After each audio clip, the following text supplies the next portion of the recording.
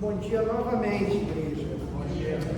Nós seguimos na exposição da carta de Paulo aos Efésios, então eu peço que você abra em Efésios capítulo 6.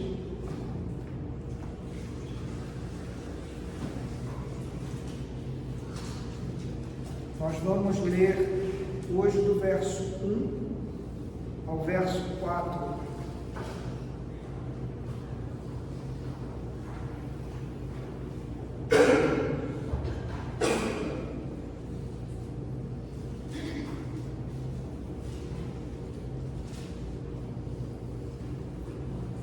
Essa é a nossa 21ª pregação do livro de Efésios. Nós estamos chegando ao final dele. O capítulo 6 é o último capítulo e nós vamos continuar na linha de raciocínio que nós estávamos junto com o apóstolo Paulo, desde o capítulo 5, no verso 18, quando ele fala que nós devemos nos encher do Espírito Santo. Era uma ordem, não era uma sugestão, e ele começa a partir do verso 18, no 19, no 20 e no 21, ele vai começar, ele nos diz como nós devemos fazer isso. E no 21 ele diz que nós devemos nos encher do Espírito Santo, sujeitando-nos uns aos outros. E ele segue na sequência dizendo como nós devemos nos sujeitar uns aos outros. Nós já falamos na pregação passada, maridos e esposas, e hoje nós vamos falar pais e filhos. Então eu começo com a leitura do nosso texto. Eu faço a leitura na NAA, na Nova Almeida Atualizada. Você pode ficar à vontade para acompanhar a leitura na tradução que você mais gosta, ou na tradução que você usa na sua casa. Diz assim a palavra do Senhor: Filhos, obedeçam a seus pais no Senhor, pois isto é justo. Honre o seu pai e a sua mãe, que é o primeiro mandamento com promessa, para que tudo corra bem com você e você tenha uma longa vida sobre a terra. E vocês, pais, não provoquem os seus filhos a ira, mas tratem de criá-los na disciplina e na admoestação do Senhor. Amém? Bom, algumas observações iniciais que a gente precisa antes de entrar na exposição do nosso texto. Nós vivemos hoje, vocês vão de concordar comigo, e a nossa época e a nossa geração é marcada por crianças, adolescentes e por jovens muito desobedientes aos seus pais. E eu levantei algumas causas de por que isso acontece. Primeiro, parece que existe um desprezo generalizado por autoridade, qualquer autoridade, não só pelos pais, mas professores, autoridades civis, autoridades religiosas, e esse desprezo ele vai afetando a nossa sociedade como um todo, afeta as nossas famílias e afeta também as igrejas cristãs.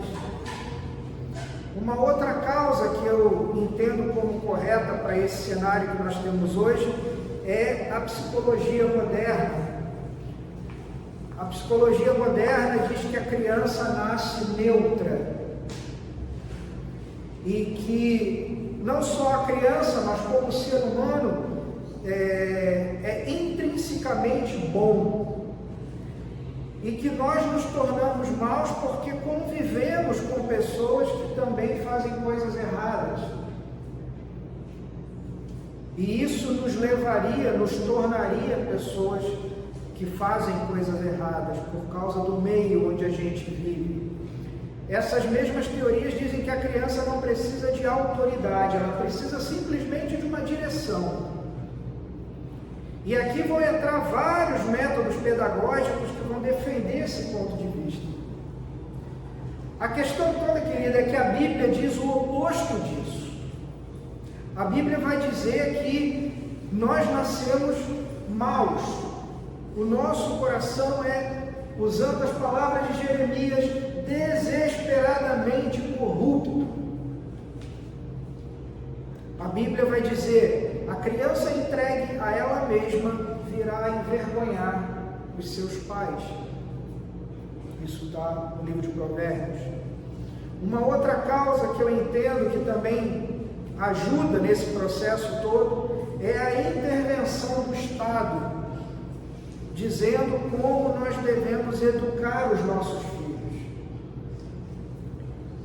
Um dos motivos de nós nos intitularmos uma igreja batista, nós amamos os irmãos da igreja, mas um dos motivos que nós temos isso é o nosso modelo de governo, porque o modelo de governo batista, o modelo congregacional batista, não aceita nenhuma intervenção dentro da igreja local. Ele diz que nós, membros, somos a autoridade máxima dentro da congregação.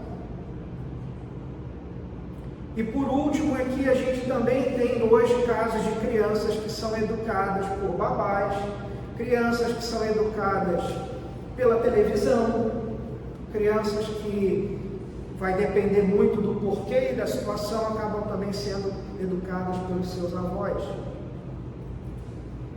Paulo, em Romanos capítulo 1, ele vai fazer uma lista daquilo que ele, Paulo, ou seja, daquilo que o Senhor, através da pena de Paulo, inspirando Paulo através do Espírito Santo, ou seja, o que o Senhor coloca como sendo uma sociedade em decadência. Eu queria ler para você, você mantém a sua Bíblia aí com você não precisa abrir, mas vão ter alguns textos que eu vou pedir para que você me acompanhe.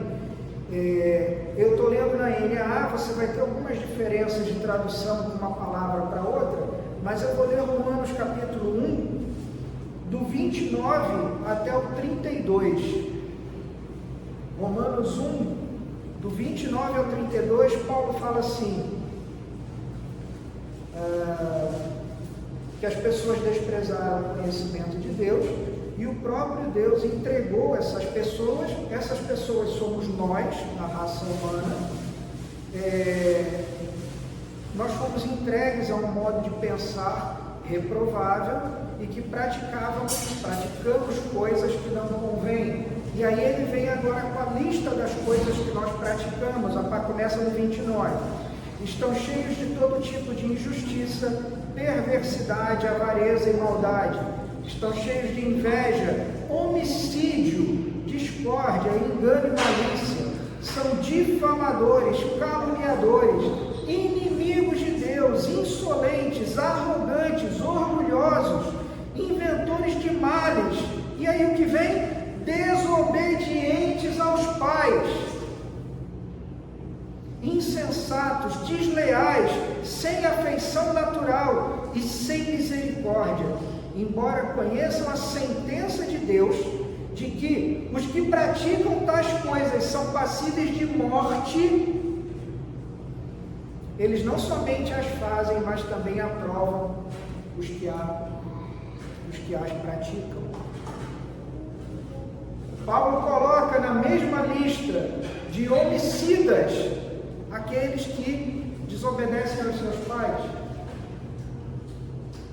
Deus diz que aqueles que praticam essas coisas são passíveis de morte.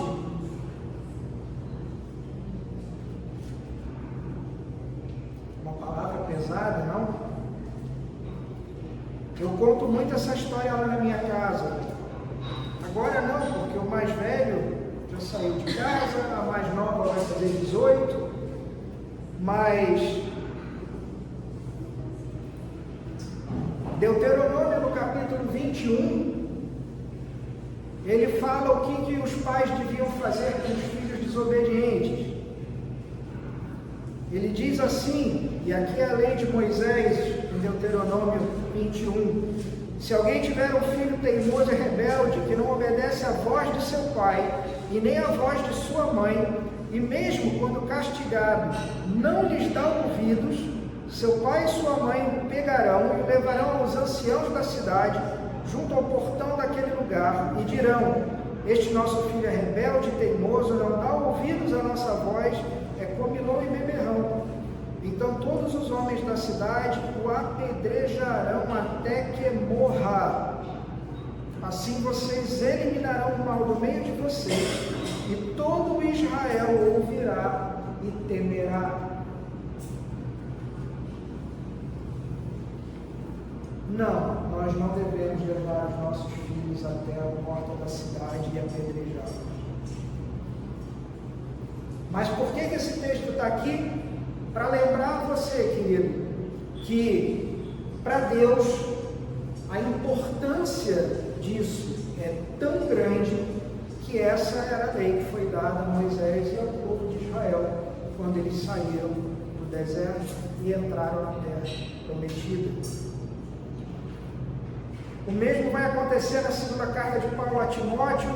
Paulo vai dizer a Timóteo o que estaria para acontecer nos últimos dias, vai fazer uma lista também do que seriam as pessoas nos últimos dias. Essa lista é extremamente parecida com Romanos, e adivinha o que está no meio? Aqueles que desobedecem aos seus pais.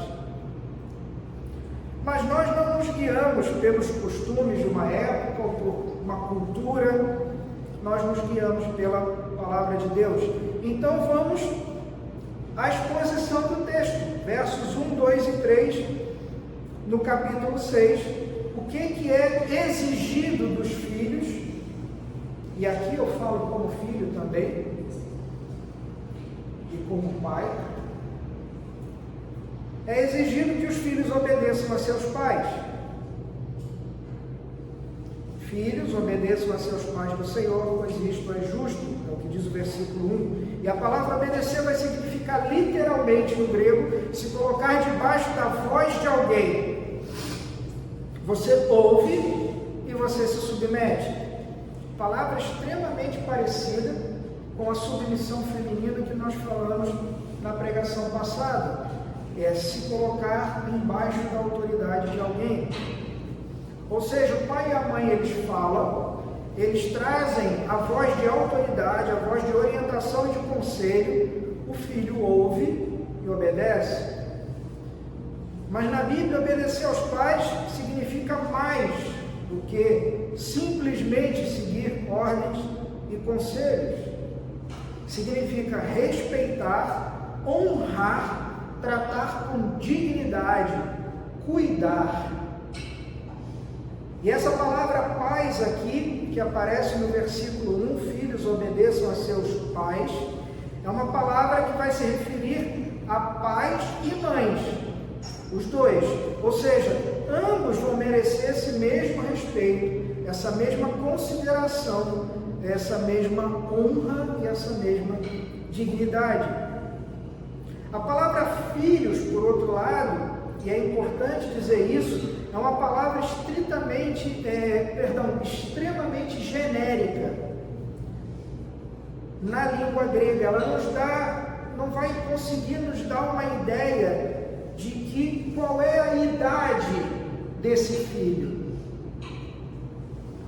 Mas o bom senso, segundo o apóstolo Paulo, diz que nós estamos tratando primariamente de filhos enquanto debaixo da autoridade dos seus pais, enquanto dependentes dos seus pais, enquanto morando com os seus pais.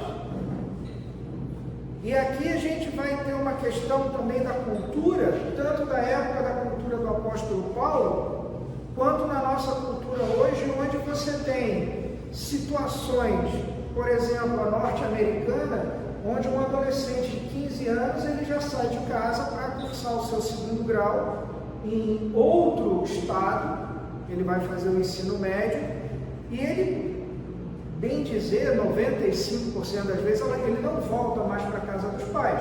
Dali ele vai seguir para a faculdade também em outro estado, e ali ele vai morar e vai cuidar da vida dele. Nós, por exemplo, aqui temos situações de filhos de 40 anos morando com os pais. Então a ideia aqui do apóstolo Paulo, olhando para a cultura e para tudo que está acontecendo, é: enquanto vocês tiverem filhos morando com os seus pais, ou seja, dependendo dos seus pais, da estrutura dos seus pais, da casa dos seus pais. E quais são os motivos que Deus nos dá? Paulo vai colocar 3 motivos, pelo menos, pelos quais os filhos devem obedecer aos seus pais. E o primeiro deles está aí no versículo 1, ele diz: pois isto é justo. Ou seja, olhando para os nossos pais, seja pela idade, seja pelos cabelos brancos, significa que a pessoa já viveu mais do que os filhos. Essa pessoa, esse pai, essa mãe tem mais experiência, ele já conhece determinadas circunstâncias, ele já cometeu certos erros, ele já entende da vida um pouquinho melhor do que o filho. Então, é justo, a palavra aqui que Paulo usa vai ser a mesma palavra ligada à justificação de Cristo. É justo que você ouça quem tem mais experiência do que você, até por uma questão de gratidão. Afinal das contas, cuidou de você esse tempo todo, criou você, você comeu, você morou, você vestiu, você aprendeu o que era certo, o que era errado. Então, até como uma questão de gratidão. E você deve reconhecê-los como instrumento de Deus para abençoar a sua vida.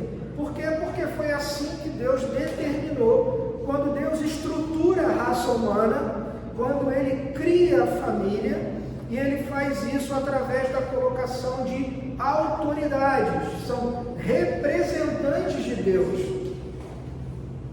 Ou seja, os pais são representantes de Deus na vida dos filhos e serão cobrados por essa responsabilidade.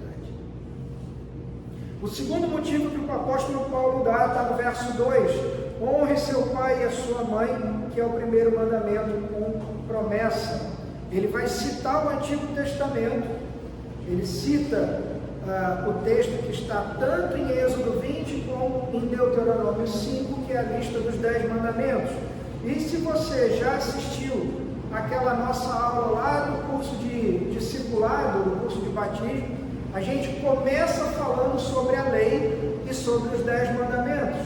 E nós aprendemos que os 10 mandamentos são divididos. Os primeiros 5 são mandamentos ligados ao ser de Deus, e dos 6 ao 10, os últimos 5, são ligados a pessoas, à sociedade, ao convívio com a sociedade. E nós aprendemos que esses mandamentos, eles são válidos para nós hoje, porque eles representam a lei moral de Deus. A lei cerimonial, essa foi extinta pelo Senhor Jesus. A gente não mata mais animal no templo, a gente não apedreja mais o filho na porta da cidade, mas a gente cumpre a lei moral. E como se trata do 5º mandamento, é um mandamento que está ligado ao ser de Deus. E a gente não entende muito bem, porque tenha somente eu como seu Deus, não faça imagens de escultura. Como é que isso tudo também está correlacionado a honrar pai e mãe? Mas no final das contas a gente entende que está conectado, faz parte desse grupo de mandamentos em que nós devemos honrar a Deus. Ou seja, queremos obedecer a Deus, queremos honrar a Deus, então temos que honrar e obedecer aos pais e às nossas mães. Esse mandamento ele vai ser tão sério quanto o não matarás, ou o não adulterarás, ou não terás outros deuses diante de mim. O terceiro motivo que Paulo vai nos dar é porque existem promessas ligadas a esse mandamento, que é a obediência. Deus vai dizer que Ele vai abençoar os filhos obedientes. Isso é interessante também porque alguns discutem se esse é realmente o primeiro mandamento com promessa ou não. específica. Aqueles que obedecem os pais viverão mais tempo sobre a terra. Então, a gente não sabe se estaria ligado ao povo de Israel e à terra prometida, ou se simplesmente aqueles que honram e obedecem aos seus pais viveriam vidas melhores sobre esse mundo e essa criação. A questão é, precisamos honrar e obedecer porque faz parte também de um dos 10 mandamentos. E como deve ser essa obediência dos filhos aos pais? Continuamos ainda no verso 1, obedeçam aos seus pais no Senhor. E essa expressão aqui, no Senhor, vai significar ao Senhor Jesus Cristo, significa que você tem que obedecer a Deus como algo que é parte da sua devoção, faz parte do seu culto. Lembra de Paulo, em Romanos 12, dizendo que nós deveríamos apresentar a nossa própria vida como culto racional, como oferta agradável a Deus? O nosso viver não é simplesmente eu ir ao culto, não. Todo cristão vai ao culto. Nem toda pessoa que vai ao culto é cristão. Tem aquela famosa brincadeira: você pode entrar numa concessionária de veículos, mas isso não faz de você um carro. Não é verdade? Ou seja, não é vir ao culto que faz você cristão, é o dia a dia, é o seu comprometimento, é o seu estilo de vida. E Paulo diz que no Senhor significa isso, faz parte do seu estilo de vida, do seu culto racional, da sua oferta ao Senhor em tudo que você faz, obedecer aos seus pais. Essa também é uma interpretação que é reforçada, porque se nós formos a Colossenses, e Colossenses é a carta gêmea de Efésios, Paulo vai falar lá em Colossenses 3:20, ele vai dizer: filhos, em tudo obedeçam a seus pais, pois fazer isso é agradável diante do Senhor. Ele vai trazer e reforçar a mesma ideia. O Senhor Jesus Cristo se agrada porque essa é a sua vontade, porque foi assim que Ele organizou a sociedade, porque isso vai refletir a relação, nós com os nossos pais, a mesmo estilo de relação que existe na Santíssima Trindade. Logo, se nós temos uma criança que não teme a Deus, essa criança também vai ter dificuldade em obedecer aos seus pais. Grande parte dos problemas que a gente tem da rebelião dos filhos contra os pais, não é porque os pais são quadrados ou porque os pais são chatos, é porque a comunhão do filho com Deus simplesmente não vai bem ou não existe. Nós vimos isso quando falamos de esposas e maridos. Também não adianta você dizer, dar uma ordem a seu filho, e seu filho obedecer aquela ordem, geralmente reclamando, ou com aquele bico daquele tamanho, porque Deus quer uma obediência que seja de coração, uma obediência sincera, uma obediência de quem entendeu que aquilo que está sendo pedido é justo, é bíblico, e que isso vai trazer bênção para a vida daquela criança, daquele adolescente, daquele jovem. Ele quer que nós obedeçamos porque nós fomos convencidos pela palavra de Deus. Agora nós chegamos ao versículo 4, que é a parte dos pais. Versículo 1 ao 3 são as obrigações do filho, e agora nós temos a obrigação dos pais no verso 4.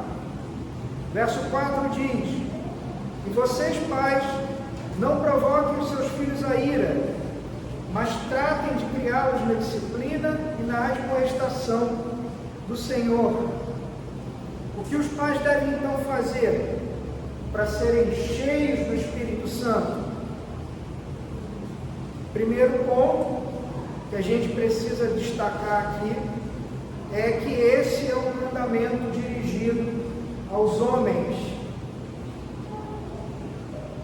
Por quê? Porque no português, se eu falo pai e mãe, eu chamo de pais. Mas, se eu estou me referindo a dois homens que também são pais, eu vou chamar eles de pais. Ou seja, não existe uma palavra que diferencie.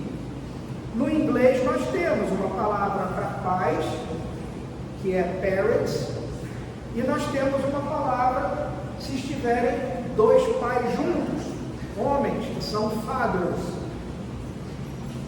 No grego também é assim. Existe uma palavra específica para chamar um pai e uma mãe, e uma palavra específica para chamar dois homens que são pais. E é esse o caso aqui. A palavra que está no versículo 1, onde está sendo dito: filhos, obedeçam a seus pais, pai e mãe. A palavra que está aqui no verso 4, e vocês, pais, significam os homens que são pais.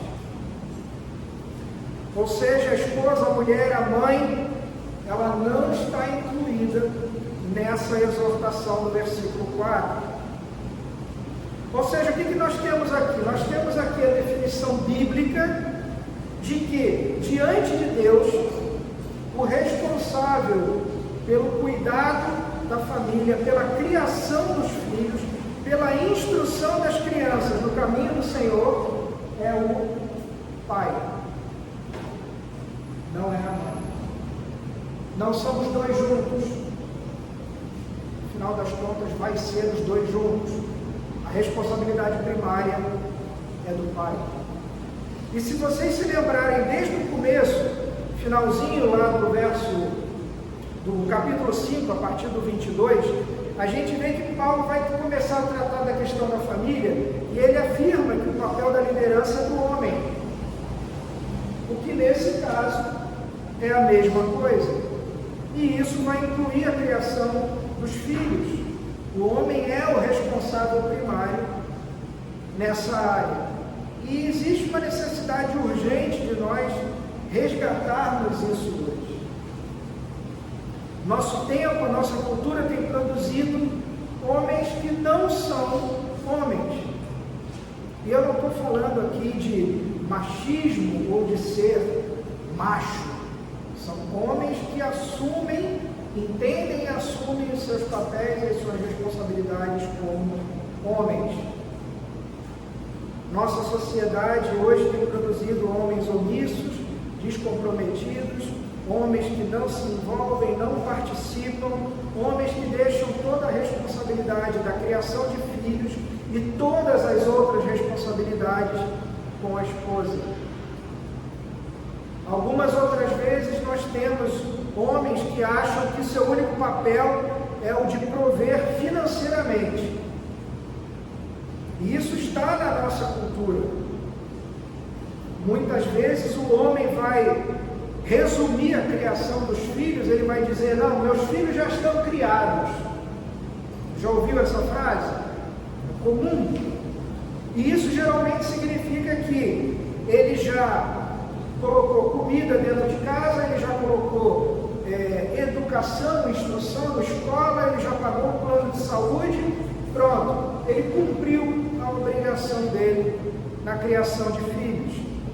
Ele acha que a missão dele já está cumprida, que já está tudo certo, mas o conceito da criação de filhos na Bíblia é muito maior, vai muito adiante, muito mais adiante do que isso.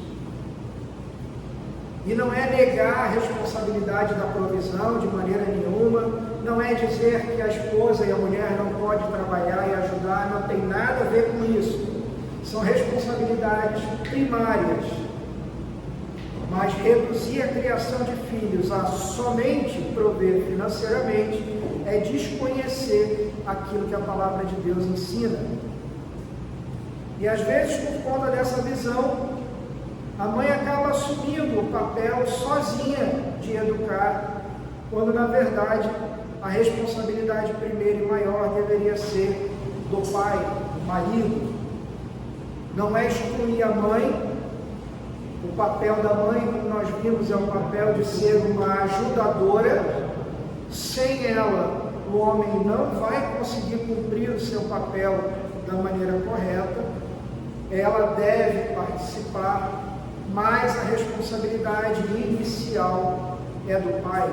Por quê? Porque Deus vai cobrar do pai a educação dos filhos.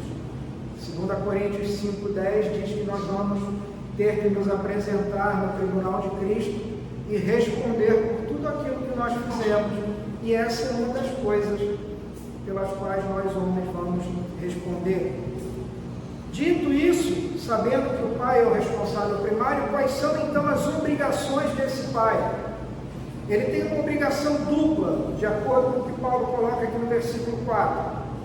Primeiro, de não provocar os filhos, de forma que eles fiquem irados, e a segunda, criá-los na disciplina e na admoestação do Senhor. A primeira obrigação, não provocar a ira dos filhos, ou seja, não fazer algo que deixe o filho irado ou irritado, precisa ser entendida essa ordem dentro de um contexto. Por quê? Porque não existe como você educar o seu filho sem dizer a palavra não. Não existe como você criar o seu filho sem exigir que ele faça uma série de coisas que essa criança, esse jovem, esse adolescente não vai querer fazer. E Paulo não está proibindo você de dar uma ordem ou de contrariar o seu filho, ou de dizer algo que vai deixar o seu filho aborrecido. Não, não é isso. Criar filho significa gerenciar conflitos. Eu não sei se você já passou por esse tipo de diálogo, mas você vira para a criança, para o jovem, para o adolescente e diz: olha, você tem que fazer isso. A criança e o jovem falam: eu não quero fazer. E você responde: tudo bem, mas vai fazer assim mesmo. Ou esse outro tipo de diálogo que diz o seguinte: detesto lavar prato. E eu confessei aos irmãos que eu detesto lavar louça também. E vem a resposta do outro lado: mas vai lavar do mesmo jeito. Não adianta reclamar, mas vai lavar prato do mesmo jeito. Ou seja, não provocar os filhos à ira seria você dar uma ordem, ou dar um exemplo, ou colocar os filhos numa situação tal que seria uma situação errada. O exemplo que eu costumo dar na minha casa é: sua mãe mandou você vender drogas? Não. Sua mãe mandou você pular da ponte? Não. Sua mãe mandou você pular na frente do caminhão? Não. Então faça. Não é algo que vai contra a palavra de Deus, não é algo que vai contra o correto, o bom senso, os bons costumes, então faça.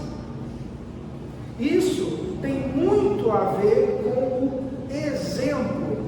E nesse caso é algo que, uma vez mais, Paulo está pressupondo famílias que os pais sejam cristãos. Ou seja, um filho que vê um pai fazer algo, mas dizer outra coisa, é provocar o filho à ira. Por quê? Porque o filho não vai ter autoridade, ele vai se irar, ele vai ficar mal, porque ele está vendo que o pai, a mãe dizem algo e fazem outra coisa diferente.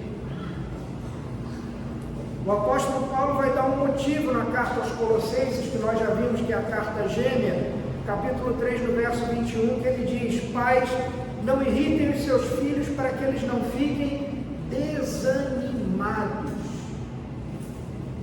Ou seja, pressupondo um ambiente cristão, um filho, uma filha poderia ver uma situação dessas e simplesmente desanimar de caminhar junto ao Evangelho. Por quê? Porque se meu pai age dessa maneira, então é aquela velha história. Que igreja é essa que você frequenta? Se você não produz fruto dessa conversão. Que evangelho é esse que você prega, se na sua vida diária você não mostra os frutos da sua conversão? E nós já vimos que 99% das pessoas não leem a Bíblia, elas leem o crente. É a mesma coisa, que tipo de testemunho você dá ao mundo, é a mesma coisa que tipo de testemunho você dá aos seus filhos. E isso vai desanimar o seu filho de andar no caminho correto. A outra obrigação está na segunda metade do verso 4, e vai dizer que os pais devem criar os filhos na disciplina e admoestação do Senhor. Criar, esse verbo criar no grego significa literalmente treinar. Treinar significa ensiná-los no caminho de Deus, treinar o filho para que esse filho cresça como um homem, uma mulher madura, equilibrado, justo e, acima de tudo, um homem e uma mulher que conheçam e que tenha temor ao Senhor. E que esse pai, para fazer isso, ele tem duas ferramentas. A primeira é a disciplina. E essa palavra é a mesma palavra usada lá na carta aos Hebreus.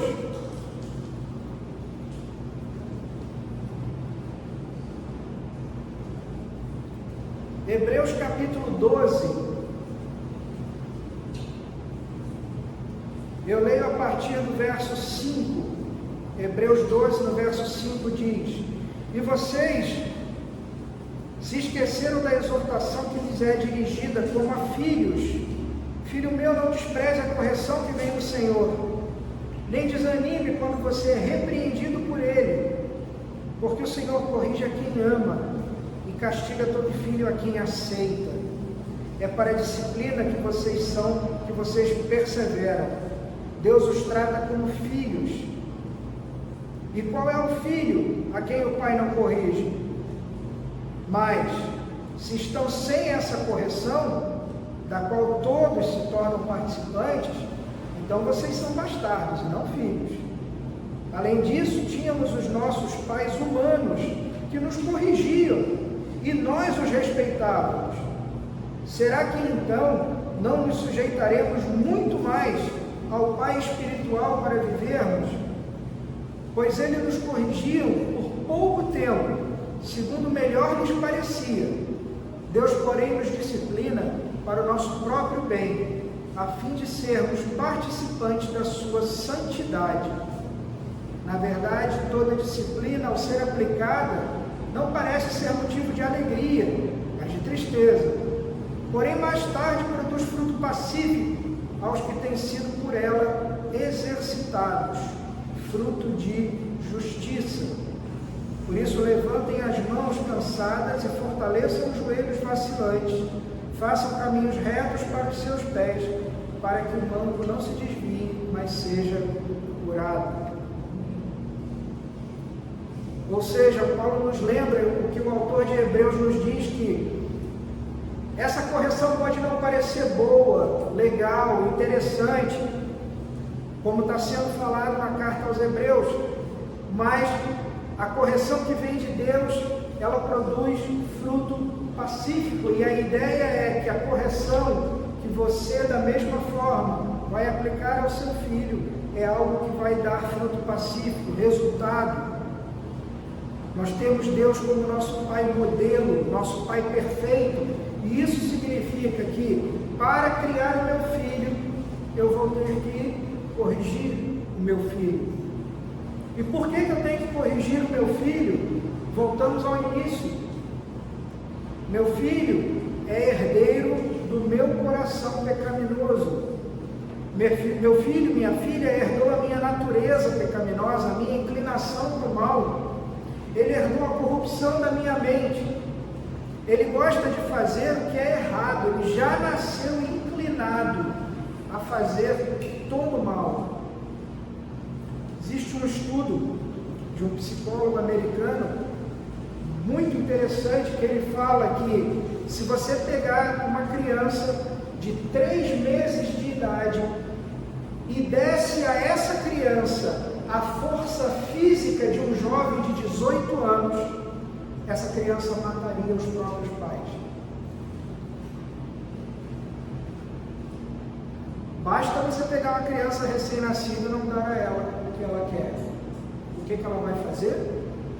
Ela vai chorar, muitas vezes ela vai gritar, ela vai se jogar no chão, algumas vezes ela está pronta até a se machucar, porque ela não tem noção. Mas aquela é a natureza que ela herda da gente. Dá a essa criança que ainda não tem entendimento a força física de um jovem de 18 anos e ela mataria os próprios pais. A Bíblia vai recomendar, isso está no livro dos Provérbios, logo depois do livro dos Salmos tem o livro dos Provérbios. Isso é bem interessante. Provérbios 22, verso 15. A tolice está ligada ao coração da criança, mas a vara da disciplina a afastará dela. Provérbios 23, versos 13 e 14. Não deixe a criança sem disciplina, porque se você a castigar com a vara, ela não morrerá. Você a castigará com a vara e livrará a alma dela do inferno. Provérbios capítulo 29, versos 15 e 17. A vara e a a disciplina dão a sabedoria, mas a criança entregue a si mesma envergonha a sua mãe. Corrija o seu filho e você terá descanso. Ele será sempre um prazer para a sua alma. Existem vários outros, eu peguei apenas alguns. O ponto é, devemos criar os nossos filhos não somente na disciplina, mas devemos criar também, como Paulo fala, na admoestação do Senhor. E que palavra é essa, admoestação? Na língua grega é bem interessante, ela significa literalmente colocar a mente da pessoa em pé. Admoestar é colocar a mente em pé. Pressupõe que essa pessoa está desorientada, essa pessoa está sem rumo, está seguindo no caminho errado. Então você vai lá, você vai conversar com essa pessoa, você vai argumentar e vai colocar a mente dela no caminho correto. Você admoesta essa pessoa. E é tão interessante que essa palavra, há um tempo atrás, deu origem a um movimento de aconselhamento cristão, chamado aconselhamento noutético. Por quê? Porque a palavra admoestar em grego é noutético. Então eles pegaram a própria palavra e colocaram. É um tipo de aconselhamento que vai usar a palavra de Deus para instruir a mente das pessoas para que o seu pensamento seja corrigido. E eles defendem que uma vez que a mente está no caminho certo, com base na palavra de Deus, todo o resto vai acompanhar: as emoções, os sentimentos, a decisão, a vontade e a consciência. O que Paulo está dizendo para os pais aqui, para os homens que são pais, é que na criação de filhos ele deve admoestar, ou seja, aconselhar, exortar, instruir, com o objetivo de colocar o pensamento do filho no caminho correto. E isso significa gastar tempo com os filhos, significa conversar com o filho, andar junto dele, bater papo, abrir as escrituras Escrituras, ensinar o caminho. Eu queria terminar essa exposição dando alguns conselhos e falo primeiramente aos pais, aos homens que são pais, e falo a vocês como pai, porque eu sei o que é tentar e errar. A minha palavra para vocês, estão tentando criar os filhos no caminho do Senhor, ou para vocês que pensam que já concluíram essa tarefa, a primeira coisa que nós homens precisamos fazer, diante de uma exposição de um texto como esse, de Efésios 6, é nos colocarmos de joelho diante do Pai e pedir perdão a Ele pelos nossos pecados. Como homens que são pais, todos nós erramos. Nós não fazemos o que a Bíblia diz. Nós somos omissos. Às vezes, muitas vezes, nós exageramos na disciplina, acabamos sendo injustos, nós não tiramos tempo para conversar com os nossos filhos, porque estamos cansados, não corrigimos os nossos filhos, não colocamos a mente deles no caminho correto. E mesmo quando a gente tenta fazer todas essas coisas, você com certeza vai se lembrar, como eu me lembro, de todas as vezes onde você explodiu na frente deles, nas vezes onde você brigou com a sua esposa na frente deles, que você passou uma ordem para eles e você mesmo fez o contrário. Então a primeira coisa é que nós devemos pedir perdão ao Senhor pelos nossos erros. Segundo o conselho aos nossos pais, nós temos que orar muito, porque mesmo que você faça todo o trabalho de casa, mesmo que você consiga ser um pai que se aproxima desse padrão bíblico, não é garantia de que os seus filhos vão andar no caminho do Senhor. Você pode instruir seu filho da forma mais próxima que está aqui na Bíblia, mas a conversão do coração deles é obra de Deus.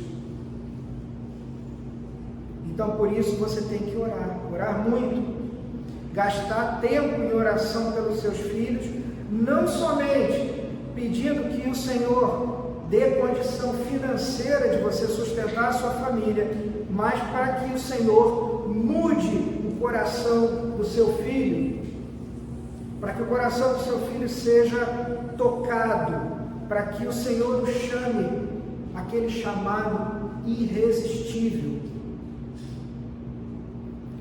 Terceira coisa, diante das dificuldades que nós estamos enfrentando, principalmente no nosso país, ficamos ansiosos, ficamos preocupados, porque nós temos escola para pagar, nós temos comida para trazer para dentro de casa, existem os problemas de saúde que aparecem na família, e o coração de um pai se aflige,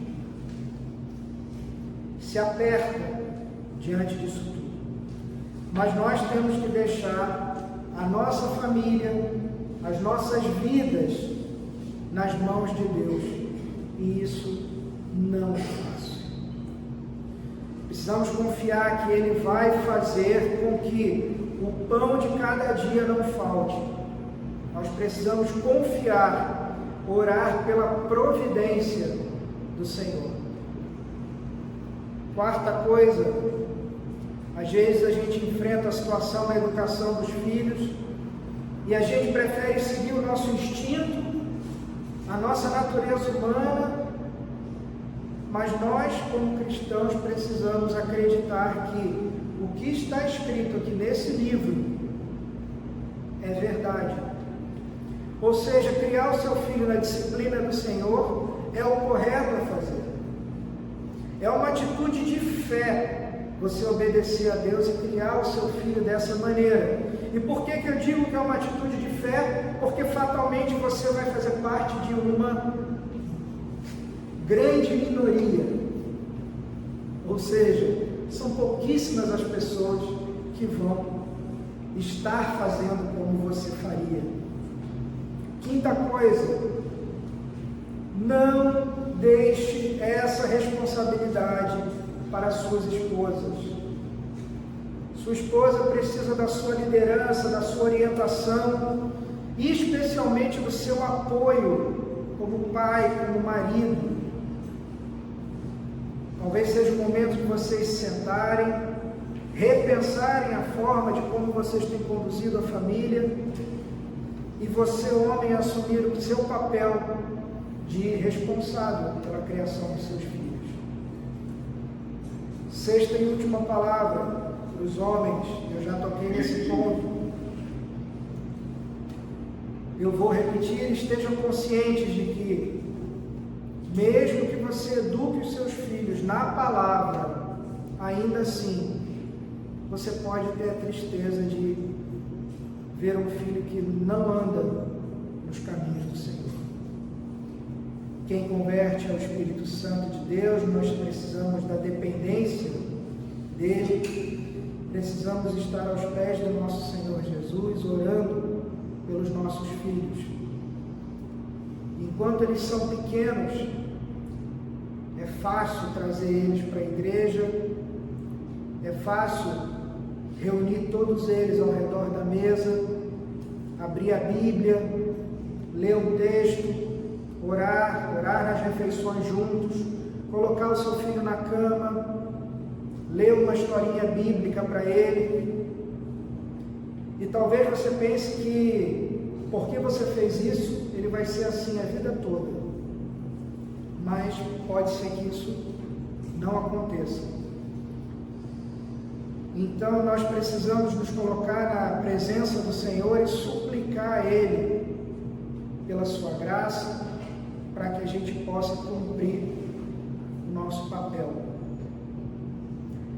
Uma palavra, as mulheres, as mães, estão enfrentando a batalha de educar seus filhos sozinhas. Os casos aqui são os mais variados, seja por conta de um homem, um pai que se omitiu, ou então um pai que não entendeu ainda o papel bíblico dele. Minha irmã, clame ao Senhor em oração para que Ele mude o coração desse homem. Creia, o Senhor pode produzir grandes milagres nas famílias.